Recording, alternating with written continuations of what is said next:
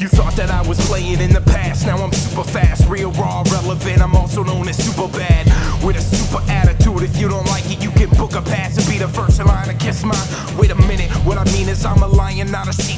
I don't need a weakling around to try to follow me. I'm destined to be better, getting bigger every day. I don't got the patience to sit around try to play.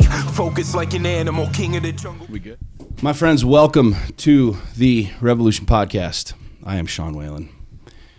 As you probably can tell by the devilishly handsome voice, the deep purr of sensuality. It's one of those days, dude. So I've got two of my buddies here today, and I've spent the last couple days with my friend Colby here, and Kahia's here, who is just a entrepreneurial badass, running businesses in multiple different states. I wish we could say continents. I mean, Hawaii. Let's just pretend Hawaii is a different continent. You got to talk it. You got to talk. Continent than the U.S. You got to get up close. We're not really that technical and sophisticated here. We have old generic microphones. These are actually really good. But so, my friends, welcome.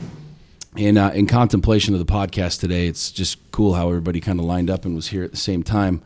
The three of us are entrepreneurs. The three of us have started multiple. How many businesses have you started? Man, about probably 20. 20 businesses. I bet you I've got 10 to 15 businesses, and you got about that. Yeah. So between all of us, I mean, 30, 40, 50 businesses, give or take. I've personally started multiple businesses that have exceeded multi-million dollars in revenue. I mean, you've done the same thing. You've done the same thing. So what's cool is the social media game, the conversation of hustle, the conversation of entrepreneurialism. It's like it's in my space every single day. It's in all of our spaces because not only are we in it, but we see it, and people hit me up all the time, dude, how do I do this? What about this? I've got this idea. And so I thought today would be good to not only talk about like what we've done, like some of the highs and some of the lows, but like some of the stuff that has worked really well and some of the shit that after making millions of dollars or losing millions of dollars, you now know that you wish you'd have known, starting. Because I think the hardest part in being an entrepreneur, the hardest part in becoming an entrepreneur is starting. There's so many people that will message me and say, dude, I've got my 9 to 5. I've got kind of the safety net, if you will. Like, I want to jump out. I want to do a deal. I want to start this. I've had this idea. I want to start a business, but, I'm scared. And I think that's the hardest part is really getting in the game. It's starting. It's launching the idea. It's forming the LLC, committing to it, quitting the job, and really going all in. And I know that because I did it. You know what I mean? I did it. I remember the very first company that I started on my own. I mean, I've been hustling since I was a little kid.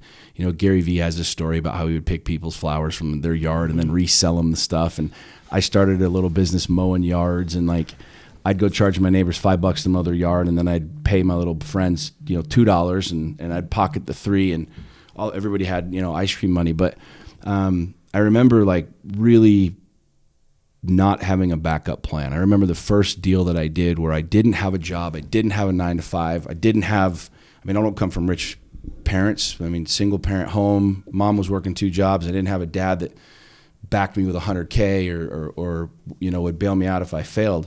And that's scary shit, man. It's really scary to know that no one's coming to write you a check every 2 weeks. You got to go get your own health insurance. You have to figure out how to put money in the bank.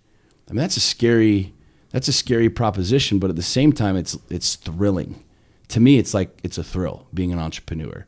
Being a business owner, owning a business, and the idea and the notion of the marketing and the sales and the component and how to have your product stick out differently than somebody else's product. And if you're doing something the same, what's the competitive advantage, and how do we get the eyeballs on what we're doing and stuff. To me, it's a game. I love the game. You know what I mean? Do you think it's kind of like that, Kahia, in a way? It's kind of a game to you, or how is it for you? For me, I think overall it's purely a game. And when you look at it like that aspect, when people go and play Monopoly, right? You go play Monopoly, you're trying to buy Boardwalk, you're trying to buy all the all the series on that one side of the board, and then you're trying to buy everything else. Like basically, every time you land on an option to buy a property, you buy it, right? Because we know whoever owns more property wins Monopoly. Right. But in life, people don't do that. For me, I do it like I play Monopoly, because what do I got to lose?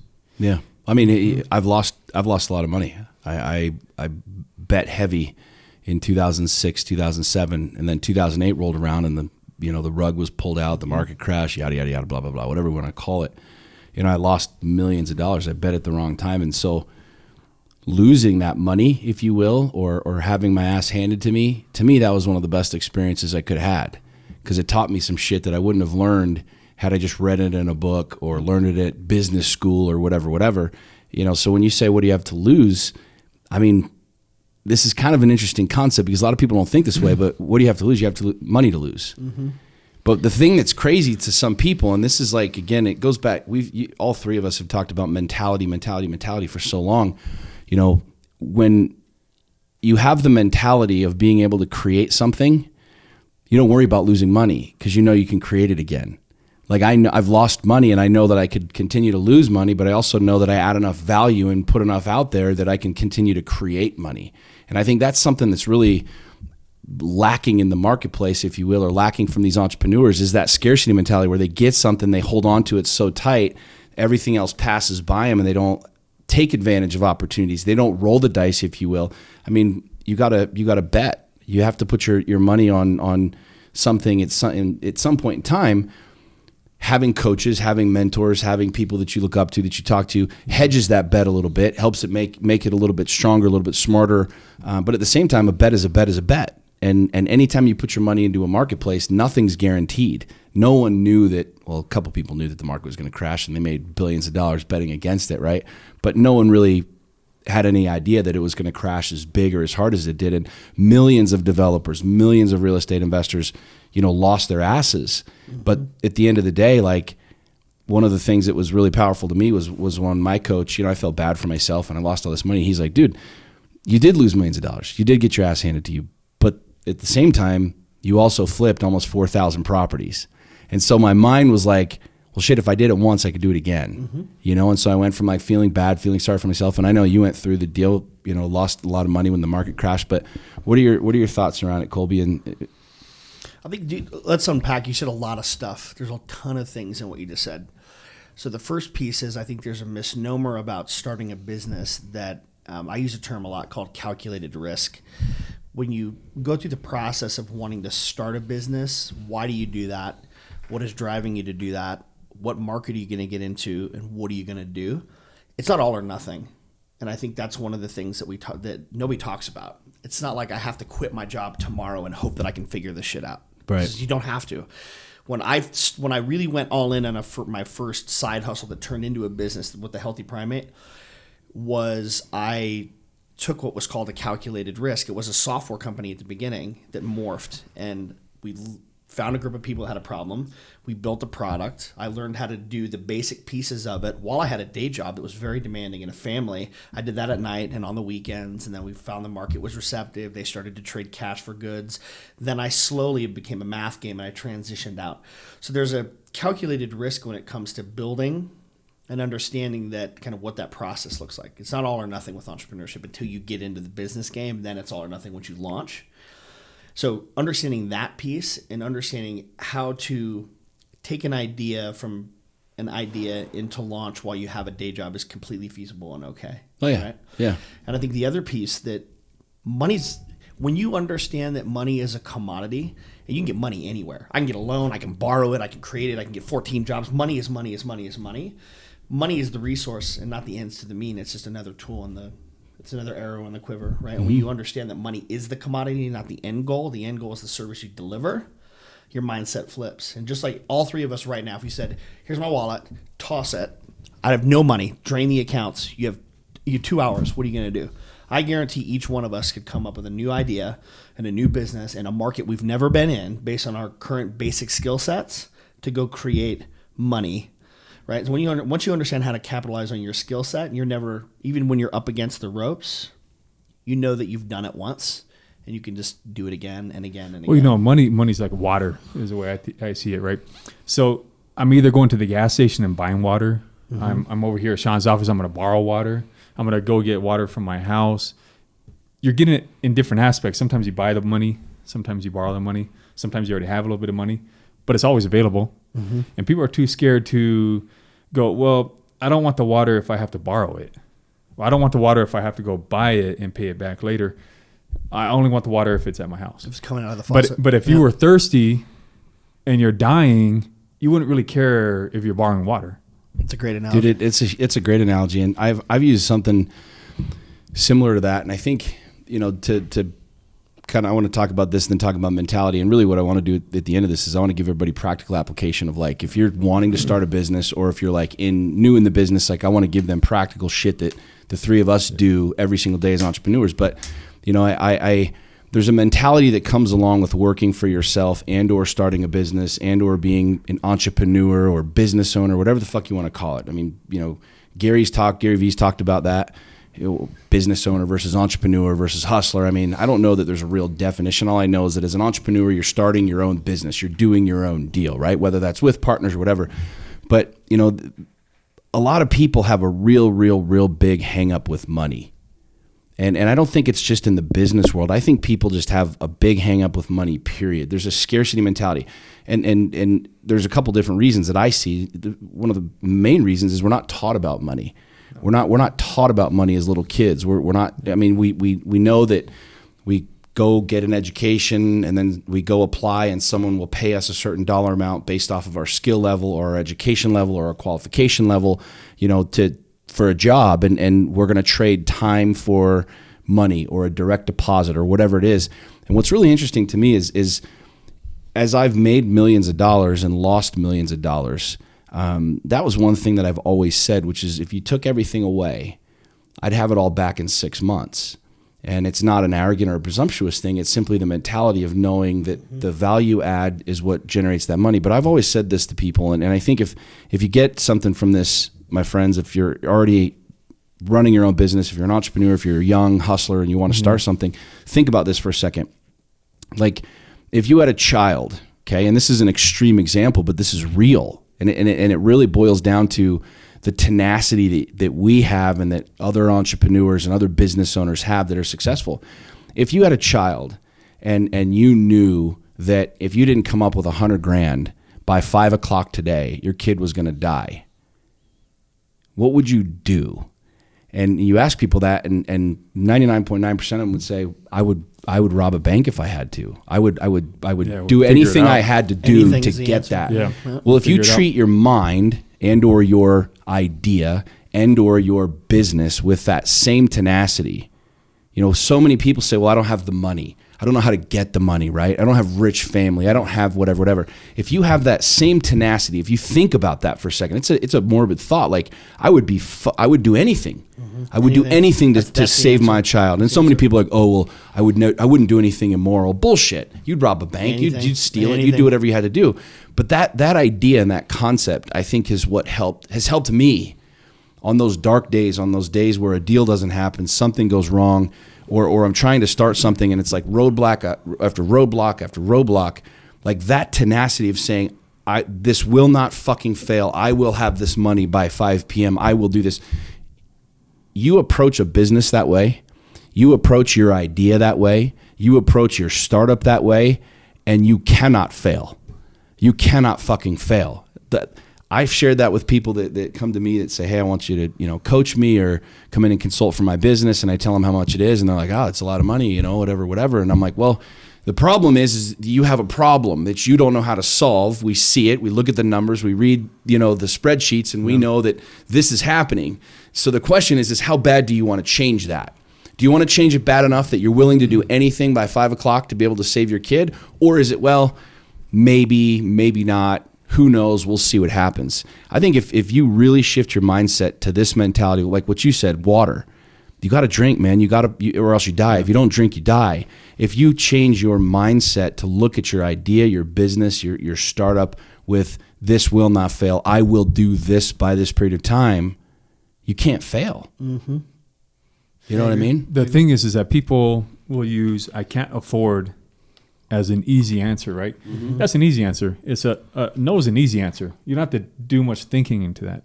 And I read a book a while back that just said, rather than say I can't afford this, is always how can I afford this? Right. Mm-hmm. Right. So even when I was broke, and let's say in the first years of my adulthood, I was sleeping on the beach, right?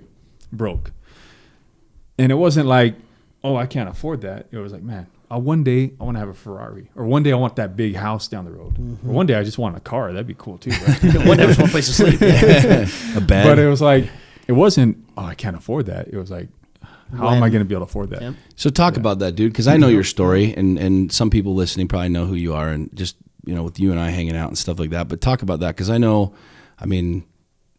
you did really, really well. You went through kind of a similar situation like me. You went through a divorce. You went through, a bad spot in the marketplace, and now, you're crushing it. You're doing, millions of dollars of revenue. You got multiple different companies and multiple different things. But tell everybody kind of your story.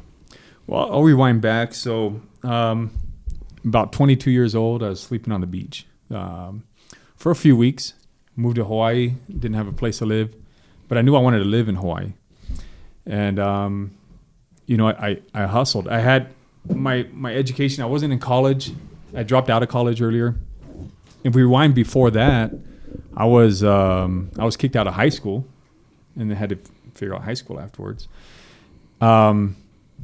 Literally, I guess it goes back to just grit. I had goals that I had written down, and in my mind, the story was already done. The script was already made. I just had to go through the motions. So you're chilling on the beach. You're there in Hawaii. You don't have a pot to piss in. Then what? I ended up getting a job. So I did kind of like what Colby was saying earlier. Got a job so that I could start making some money, so I could start doing some investments. I wanted to get into real estate. Obviously, I couldn't do that if I didn't have something to pay my bills and a place to live, right? So I did that for a few years. Get my job, then I start my real estate. Well, my real estate starts taking off, doing really well. Made a few million. We had developments going on. You do real estate in Hawaii? In Hawaii, yeah. Had like a 20-lot subdivision, which is about $15 million property at the time. And then 2008 hit, right? So 2008 wouldn't have been as hard of a hit had it also not been simultaneous to a divorce with 2 kids. Amen. Amen. Because going back to what Sean was saying, every business, I completely believe that every business can be successful. You give me ping pong balls, I'll be the best ping pong ball seller out there in the world. Dude, I've shared this on Facebook multiple times, not to interrupt you, but I've shared that picture of the guy with the hairnet in the warehouse with all the dildos. And it's fucking hilarious because people are like, dude, I can't make any money. I don't know what to do. And I'm like, I want you to think about this for a second. There's there are multiple companies right now making millions and millions and millions of dollars selling you rubber penises. So, dude, a dude who literally makes is elementary, as basic as a rubber penis is becoming a millionaire. Pull the pool noodle. Right? Foam, a piece of foam. Do you remember those bracelets that they're like little like stretchable rubber bracelets that the kids had that were shapes of something? Yeah. Like a dog and a cat, and you bought them in kids. That guy made like $400 million or something ludicrous on little rubber shaped bracelets. He was in a fabrication company and like they made these little bracelets. Yeah. The pool noodle guy, the person who made Whiteout. Like think about the Post-it note, we could, the small things that you we could go off on that forever. I don't want to interrupt you, but as you said that, I thought about that. Like when you're like the simple, like, you know what I mean? Like, market crashes. You're going through divorce, 2 kids. Well, that's the thing. Back to my point. How did I get off on that? By the way, ping pong balls. Yeah, you said ping pong balls, and then I brought up dildos. I was like, my point being is that every business can be successful. It just depends on at what point do you want to rate your business. You want to rate it when you're down and out and you're negative? Yeah, then you're a quitter. If you want to rate it when you're making millions? Great. Now you're a millionaire. Winner. Yeah. Right? So it just depends on at what point do you want to create that finish line for yourself. So anyways, for me... so you got a job, you're learning, you're growing, you're making a couple bucks. Yeah, I had real estate. We had into your real estate. We had up to about 20 houses in 2007 in Hawaii. Right? I was 26 years old. Market, yeah. I bought my first office building in downtown Honolulu. Like, things were doing great, right? How did you do all that? Literally off my first house, townhouse that I bought as a foreclosure. I got a line of credit on that, and I just started flipping that line of credit and then flipping houses. Hell yeah. I mean, that's a summary, right? Yeah. But the overall is like what we said earlier. I wanted to drink. Like, I was thirsty, and I wasn't going to stop at one house. I was really thirsty. So anyways, 2008, I'm now foreclosing on that building that I bought in Honolulu. I've got a baby. I've got a 3-year-old that had a medical condition, and a divorce. That was, it was a fight over money, but really money was like gone pretty much at that point. And so I was down to, you fast forward again as everything kind of tanked more. About end of 2009, I'm on welfare with 2 kids, house in foreclosure, my car being repossessed. I had to like fight the guy off my property just to not lose my car, right? Because you need transportation. So,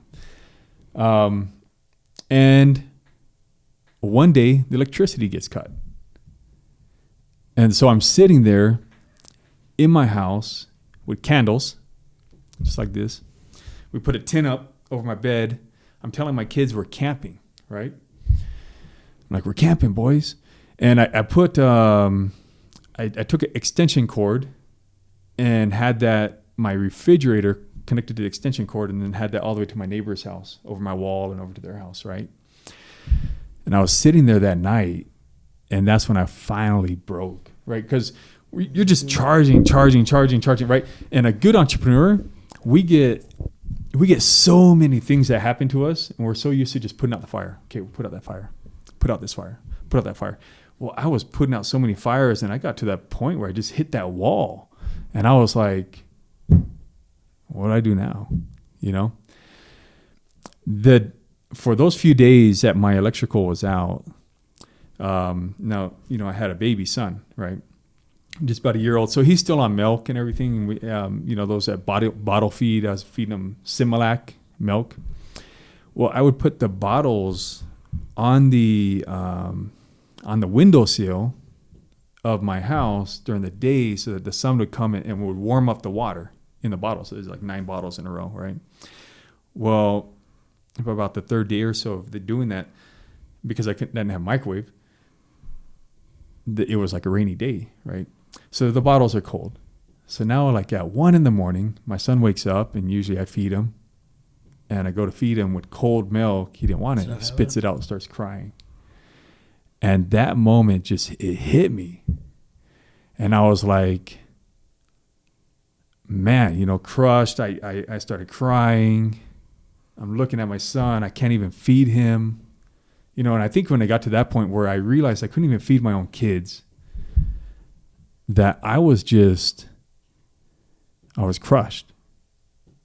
And at that very moment of being crushed, I had decided in the back of my head that no matter what, I was going to build something so big, like so large, that neither me or my kids or my grandkids or my great-grandkids would ever experience this. Like, I did not want to be in that spot ever again. I wanted to be so far from that spot that no matter how much I screw up now, it wouldn't happen. Like, it'd be too hard to get back to that spot. And so 7 years later, that's where we're at. What'd you do? What did you do to get out of that? And so amongst the things that I owned at the time, one of them was a printing company that I had bought, right?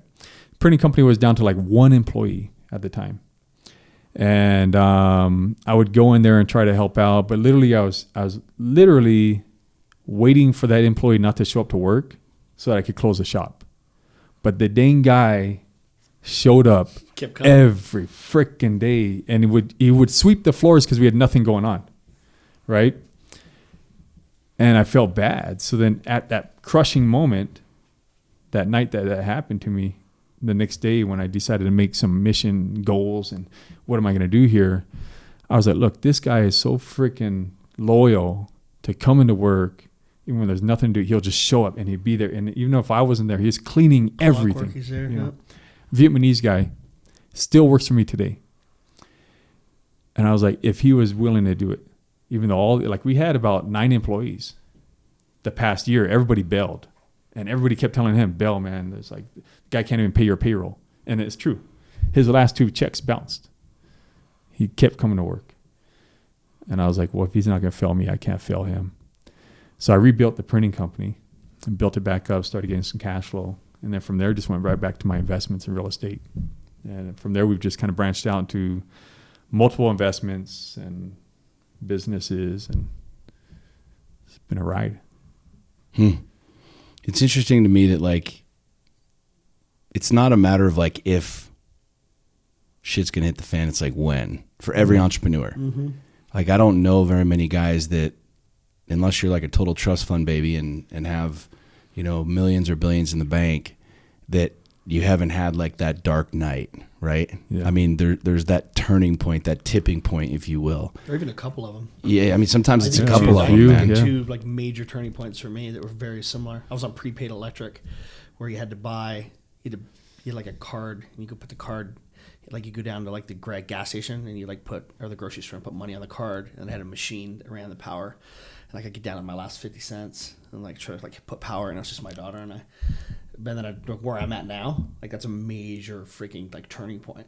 But it's I don't know very many entrepreneurs that who have that drive and that hunger, who haven't just been all the way down into it, whether they accept it or not. Why do you think that is?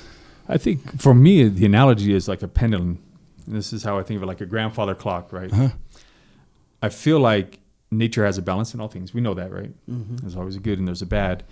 So you can't experience the extreme good without then having the balance of the opposite. Like, so then if your pendulum swing all the way this way to where you're just like eating dirt, then that means that it has all that swing back to the opposite side as well. Like, I truly believe that. Now, most people, 99%, that work a 7 to 6.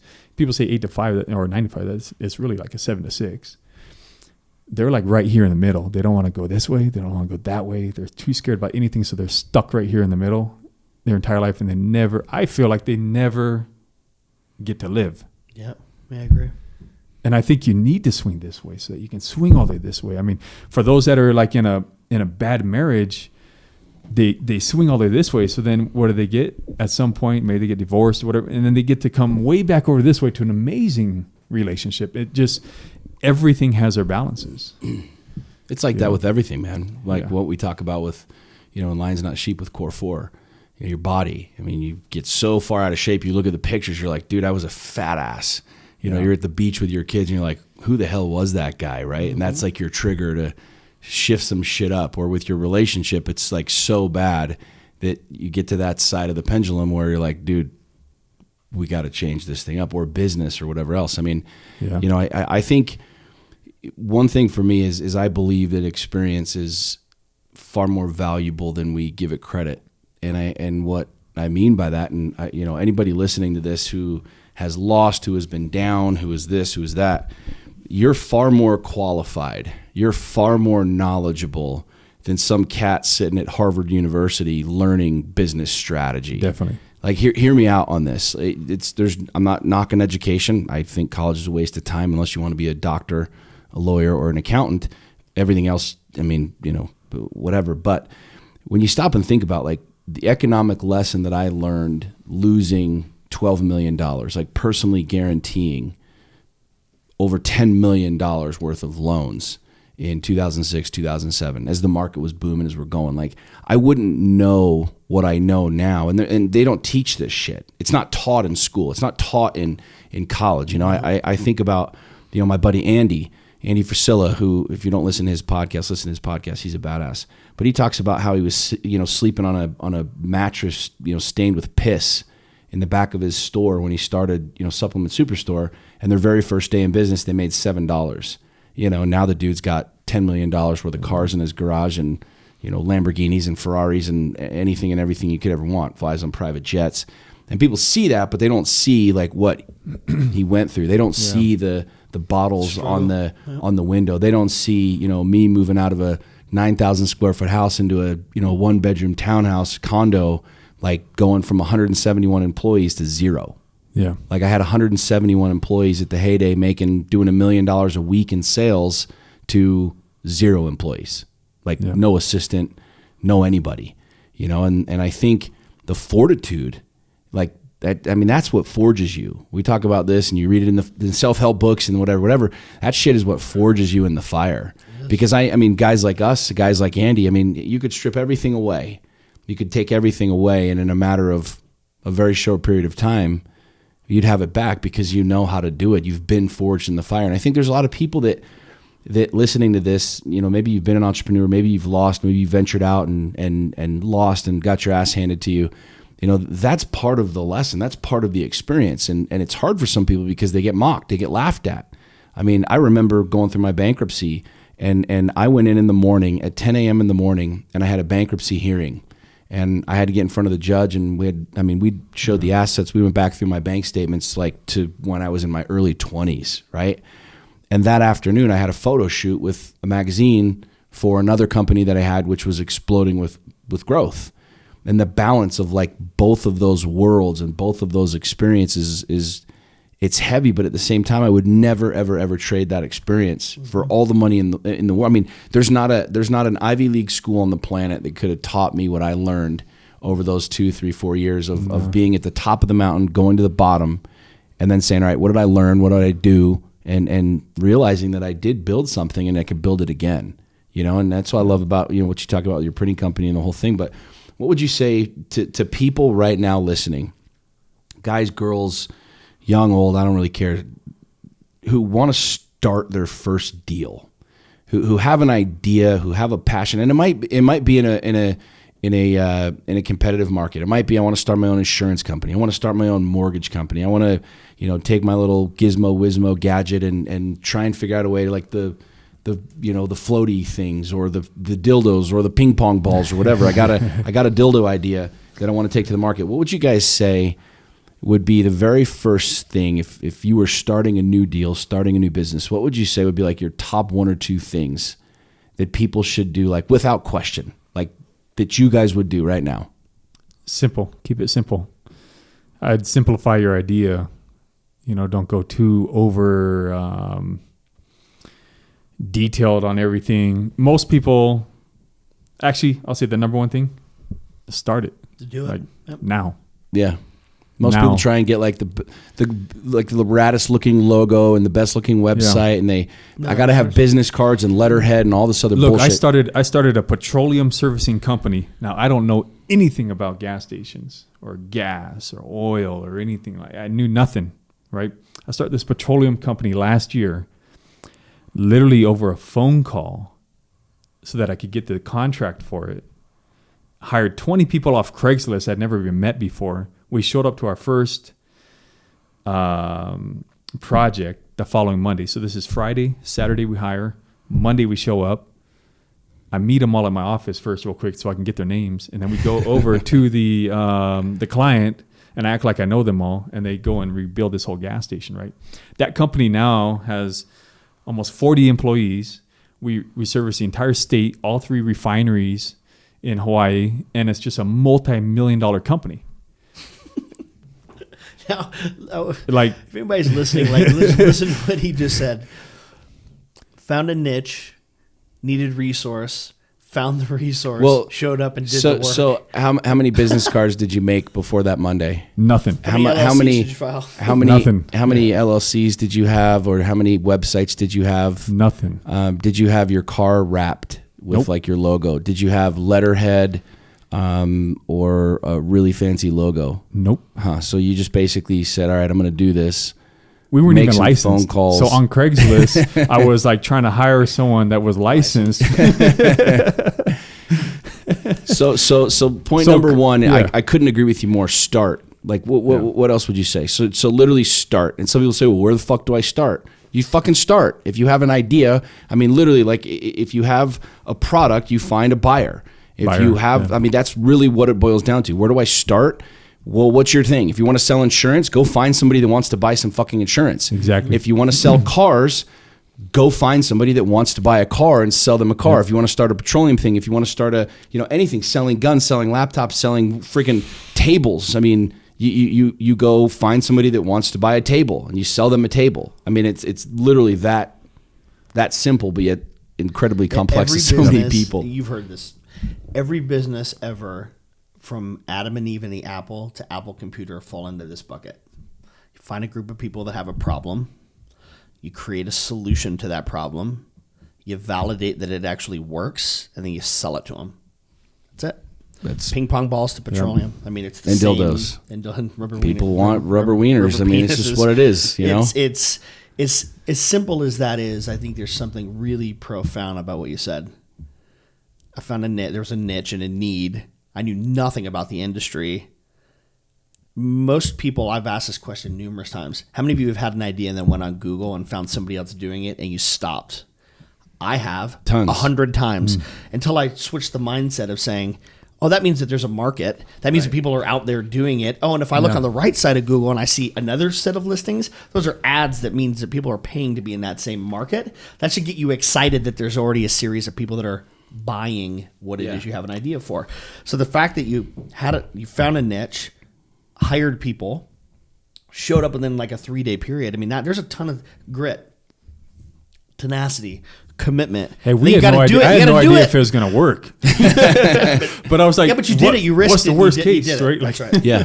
That's right. Yeah. So start, dude. I mean, I couldn't agree with you more. I think that's probably like one of the more profound things, yet simple. And a lot of people think, well, yeah, Kahia, but you probably had like a rich dad, or you probably had something backing you up that you didn't tell us about, or whatever. And it really boils down to exactly what you said. I mean, I didn't know anything about mortgages. I was selling cars at the time, and my buddy's like, dude, let's sell mortgages. Like, let's sell loans. And I knew nothing about it, but I understood that there was a huge market of people that they were wanting to buy investment properties. And so I went out and I figured out which loan was the best loan for people that were buying investment properties. I built a PowerPoint presentation, and then I sat down with people that already had investment properties that wanted to buy more investment properties. I showed them the PowerPoint presentation, and they said, great, get me a loan. I mean, it was I literally, that's how I did millions of dollars worth of loans and fundings, was exactly what you just said, you know? What do you think, Colby? What's number one? Somebody who's like got an idea, wants to start something, wants to jump off the fence and get going. What would you say? I'm going to try to give a different answer than just start. I mean, just starting is the answer. I would go back to what I just outlined. Find a group of people. If there's something that you like to do or you don't like to do, finding a group of people that have a problem. Whether there's always something going on around us with market changes, with natural disasters, with there's people need shit all day, every day. Find a group of people that need something. Find a way at the most simplest level to provide a product or service that solves that group's problem. And go sell it to them. If we want to keep it just simple, that's the most simplest thing. That's every business ever. Exactly. It's ever like, right. If you don't, you look for demand and you supply the demand. That's right. You look for the people that need to buy something and you sell them what they need to buy. Yeah. Period. Yeah. It could be bottles of water in Florida. It could be survival stuff wherever. It can be recovery services for what. I mean, there's so many different things that need to be. Everybody's got an issue with something and has a need. You just need to find a group of them that are willing to pay for what you can provide them. I'm taking a different angle. I agree with you 100%, but I want to take a different angle because this is something that I wish I had done that I was too proud to do. And that was find a coach or a mentor or somebody that would help me because I didn't do that. Yeah. I got involved in a big game really quick with a lot of money. I was making a ton of money at a young age, didn't have dad around, didn't really have anybody talking to me about cash flow, or I read Rich Dad Poor Dad, whatever. Yeah. But it was like money was so easy to get, and you just kept pushing in the middle of the table, and I didn't leverage it properly. I didn't structure it properly. And so, listening to this podcast, listening to like Andy's podcast, listening to other successful entrepreneurs, guys who have started businesses, who have gone through the shit, gone through the ringer, reach out to people, talk to people, ask questions. What would you suggest? What would be the best way to do this? Do you have connections? Do you have contacts? What should I do? How should I do it? You're an open guy. I'm an open guy. I get hundreds of messages from people. You do the same thing. Mm-hmm. Like literally, if you're venturing out into a world, into a business, stopping and number one, asking some questions doesn't mean you're a pussy. It doesn't mean you're weak. It means you're actually fucking smart. It actually means you're really, really, really smart, because we were on a plane. All of us were. We were on the plane the other day. I didn't realize all three of us were on the plane. And there were no, you weren't on the plane. You weren't on the plane. Sorry. Sorry, you Next didn't time. get the, I'll you be- didn't I get didn't the get the invite. invite. I'm I like, wasn't here. I was like Phoenix. seeing you on the plane, and I'm like, wait, you Should've weren't been on the plane. I'm But just saying. Kahina and I were, and there were Yeah. multiple multimillionaires on this plane, and the funny thing was, some of the guys on the plane that had the most money were the ones that were asking the questions. They were the ones asking really simple, generic questions, which I knew the answers to, and I'm like, you're making Yeah, Kelly's tens gonna of know millions that, of dollars. So my point is that if you're listening to this and you have an idea, if you want to start, if you want to do something, find somebody that's already fucking done it and ask them what they did. Literally, just open your goddamn mouth. I don't care how prideful you think you are, how big you think your balls are. Like, go to somebody that's done it. Look them up, research them, read their story, call them, email them, message them. There's so many freaking people that have done well. There are so many millionaires and so many people that are making high 6 figures, 7 figures, 8 figures, 9 figures that are accessible, that you can reach them, you can talk to them, you can walk into their place of business and say, hey, I'm young, I'm doing this, I'm going to start something. And people with a mentality like us, I don't view anybody as competition. Like in the coaching and the consulting world, because I have a very specific skill set. And I realize that if somebody can do it better than me, good for you. But my whole thought process, like, I want to go to the guys that are doing well. I just went to Tony Robbins. I mean, I do essentially in a different format, in a different way, what Tony does, right? Coaching and consulting with businesses and entrepreneurs and people and stuff like that.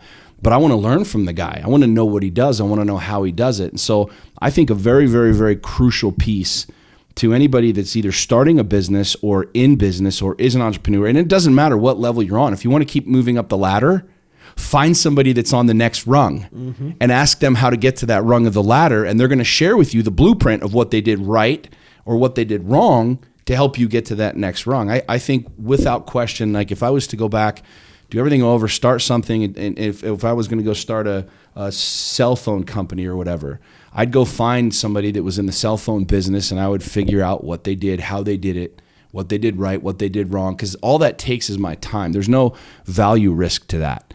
You know what I mean? Obviously, your time is worth money, but that's an investment of my time for resources that will ultimately make me more successful. Right. And there's so many people out there that are too prideful to ask questions, that think they're too cool, or I mean, guys like maybe they're afraid to. Yeah, right? I mean, don't be afraid to do it. I keep referring to Andy just because he's a good friend and he does extremely well. He's got, he does over 110 or 120 million dollars a year, which to me is very, very successful.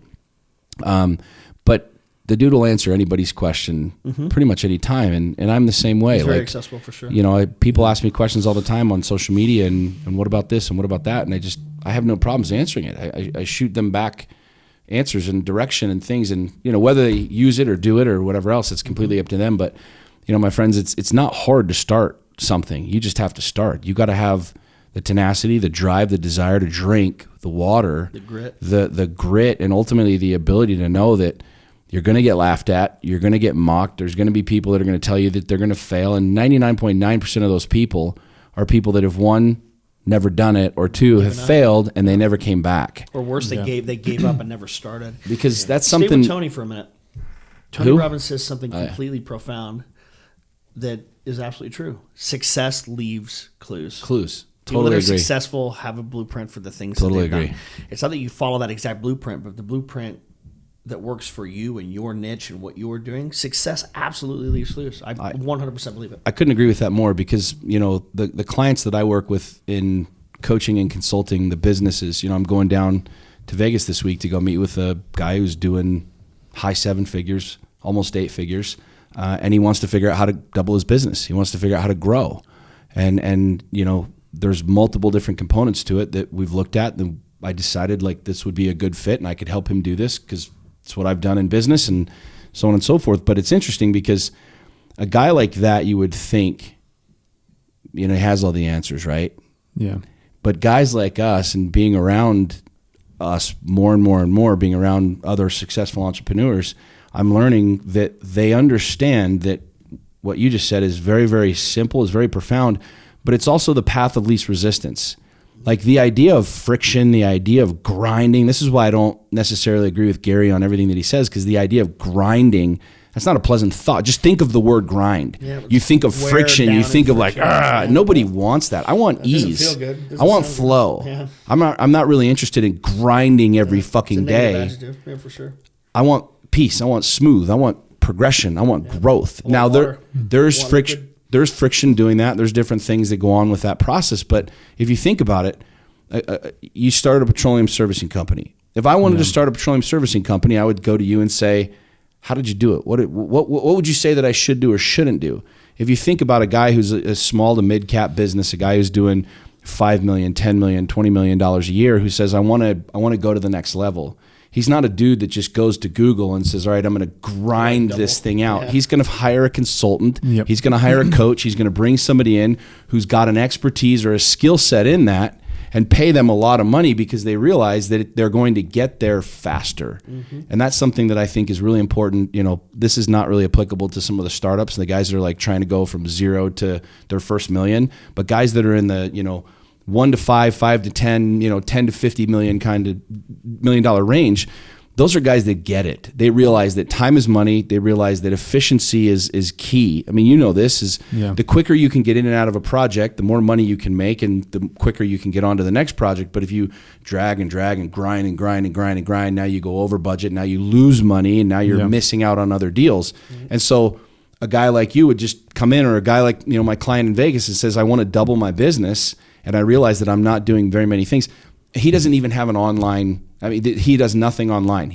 Everything is paper based. The dude's doing multi-millions of dollars of business, and it's all paper based. He has no systems in place, and I'm like smiling ear to ear, like looking at his business, and I'm like, dude, we're gonna do more than double your business just by implementation. Yep. And I already see that. But that's the reason that he's investing literally tens of thousands of dollars to say, okay, you see what I don't see. You know how to get me there quicker.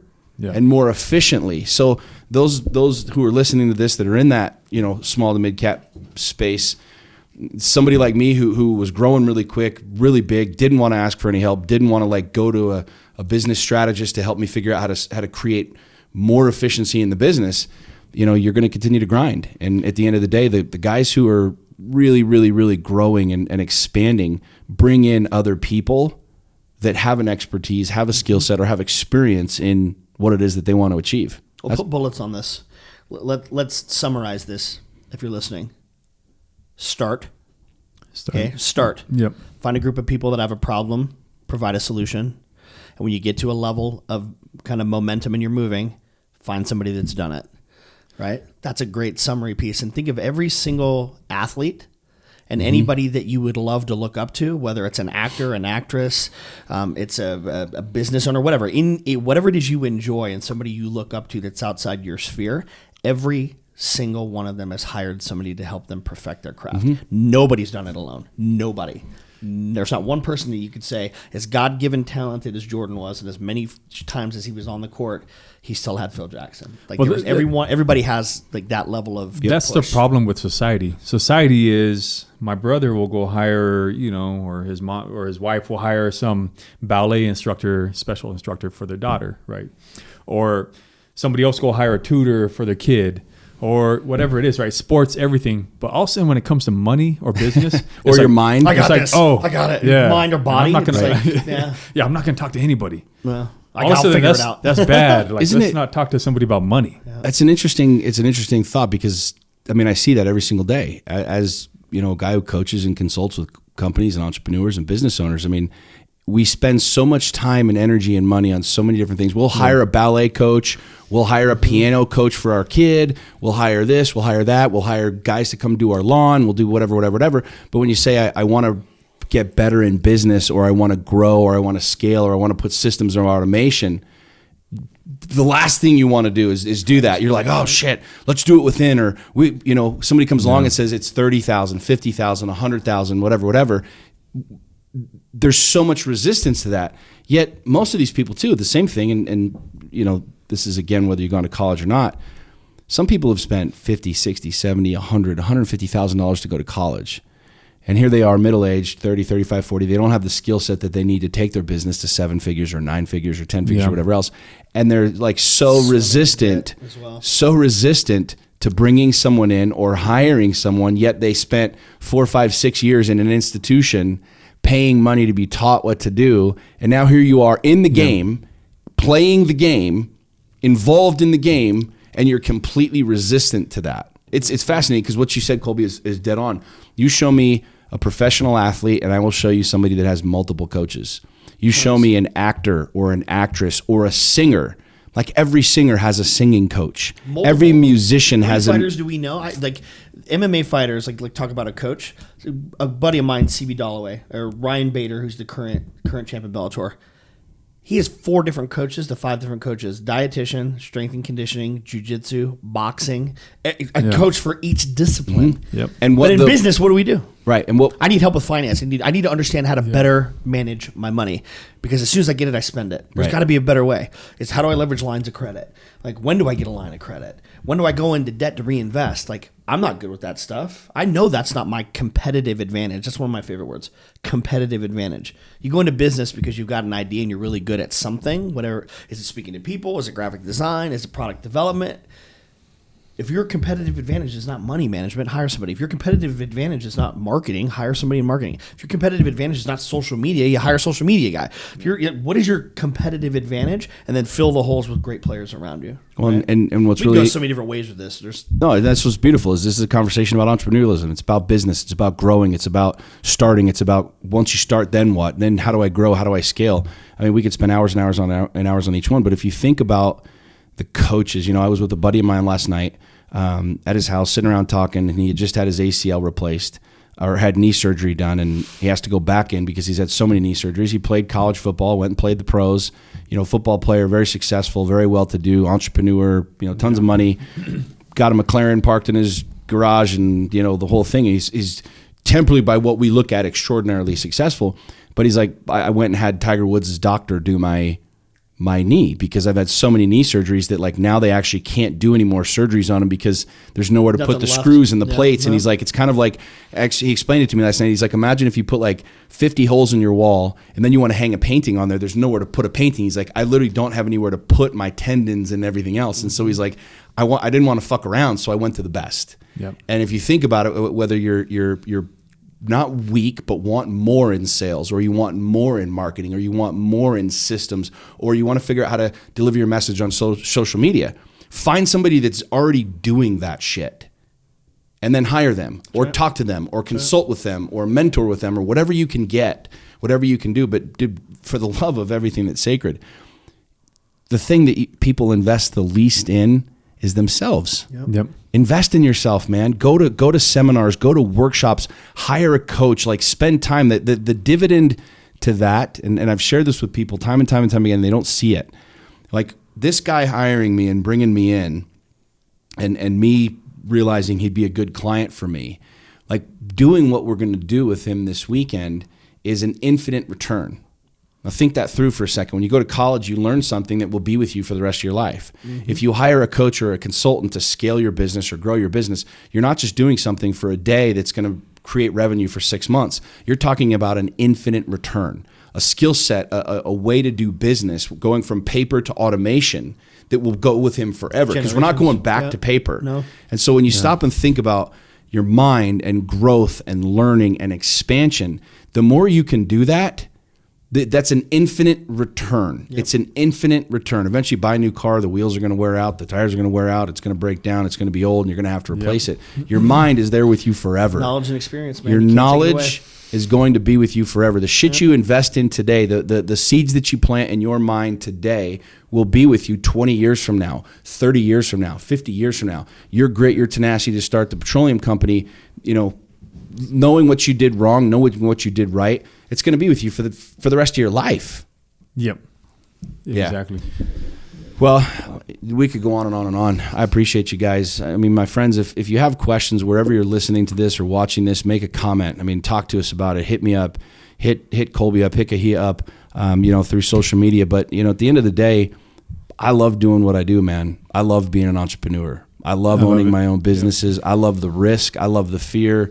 I mean, I will tell you that it's not glitz and glamour. The second that you declare yourself to be an entrepreneur, mystical, magical checks don't show up in your freaking post office box and you just all of a sudden paid and laid and freaking driving Lamborghinis. You got to gut your ass out. I mean, you have to work fucking hard to get what you want. So make no mistake. I mean, Kahia might make it sound easy that he just went to Craigslist and hired a bunch of dudes, but I know that like what you went through to do that and get to that point, and the fear and standing there and being like, all right, what the fuck do we do?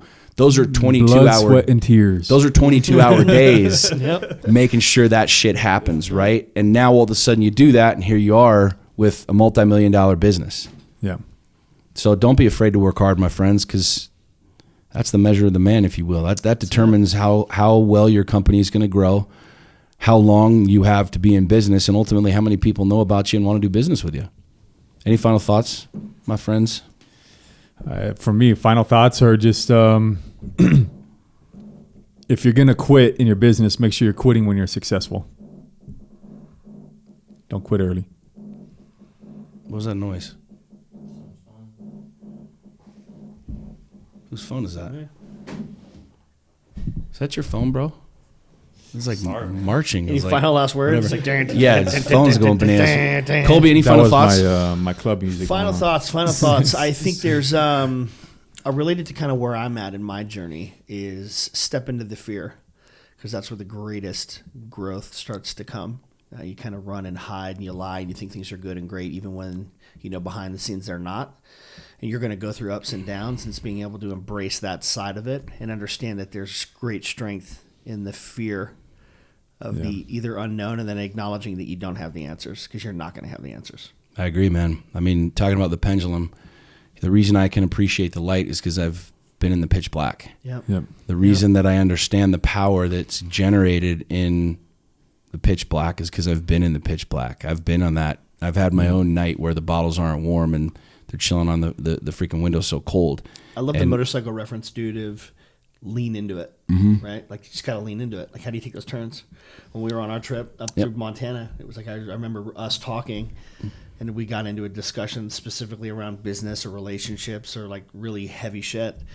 And I remember Mike said, Mike goes, I just lean into it. It's like, it's what you do. It's what I shared. I shared that with him a couple years ago, when he first came through the Lions Not Sheep experience. He's like, dude, fear and this and that, and I'm afraid and I'm pissed off and whatever. I'm like, cool, lean into it, bro. Because then you feel it, you experience it. Exactly. You experience bad, enjoy the bad, but know that you can let go of the bad, and you're completely entitled to amazing on the other side. That's right. As soon as you let go of the bad.